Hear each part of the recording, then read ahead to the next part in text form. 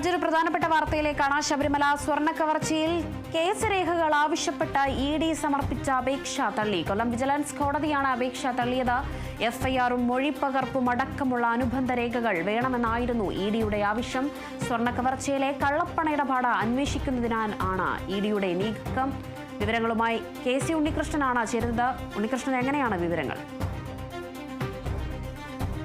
തീർച്ചയായും സ്വർണ്ണക്കവർച്ച കേസിൽ, ശബരിമല സ്വർണ്ണക്കവർച്ചയുമായി ബന്ധപ്പെട്ട കേസിൽ കള്ളപ്പണ ഇടപാട് നടന്നിട്ടുണ്ട് എന്ന രീതിയിലുള്ള അന്വേഷണം നടത്തണമെന്ന് ആവശ്യപ്പെട്ടുകൊണ്ടാണ് ഇഡി നേരത്തെ ഇതിൻ്റെ രേഖകൾ ആവശ്യപ്പെട്ടുകൊണ്ട് ഹൈക്കോടതിയെ സമീപിച്ചത്.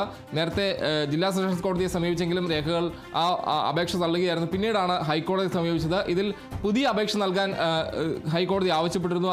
അതുമായി ബന്ധപ്പെട്ട പുതിയ അപേക്ഷ പുതിയ അപേക്ഷ നൽകിയതിനാണ് ഇപ്പോൾ അപേക്ഷ പരിഗണിക്കുന്നത് ഈ മാസം 17 മാറ്റിയിരിക്കുന്നത്. എന്തായാലും കേസുമായി ബന്ധപ്പെട്ട് SIT നേരത്തെ തന്നെ തടസ്സം ഉന്നയിച്ചിരുന്നു. ഈ രേഖകൾ, അതായത് FIR അതോടൊപ്പം തന്നെ അനുബന്ധ രേഖകളെല്ലാം തന്നെ ഇഡിക്ക് നൽകുന്നതിൽ ഒരു തടസ്സം നേരത്തെ തന്നെ SIT ഉന്നയിച്ചിരുന്നു.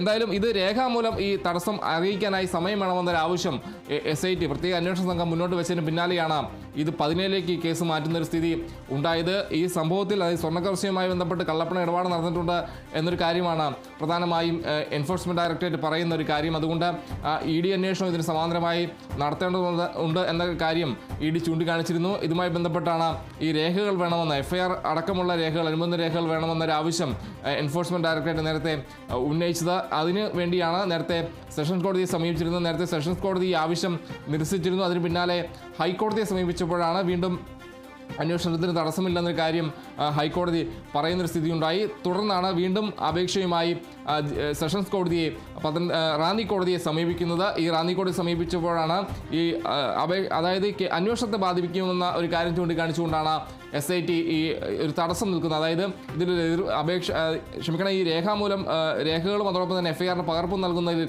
ഒരു എതിർപ്പ് SIT ഉന്നയിച്ച ഒരു കാര്യം. എന്തായാലും ഈ എതിർപ്പ് രേഖാമൂലം അറിയിക്കുന്നതിനായി സമയം വേണമെന്നാണ് SIT കോടതിയിൽ അറിയിച്ചിരിക്കുന്ന ഒരു കാര്യം. അതുകൊണ്ടാണ് ഈ ഹർജി പരിഗണിക്കുന്നത് ഈ മാസം 17 മാറ്റിയിട്ടുള്ളത്. എന്തായാലും ഈ നിലവിൽ ഈ രേഖകളും അതോടൊപ്പം തന്നെ FIRന്റെ പകർപ്പും വേണമെന്ന് ആവശ്യപ്പെട്ടുള്ള ഇഡിയുടെ അപേക്ഷ പരിഗണിക്കുന്നത് 17 മാറ്റിയിരിക്കുകയാണ്.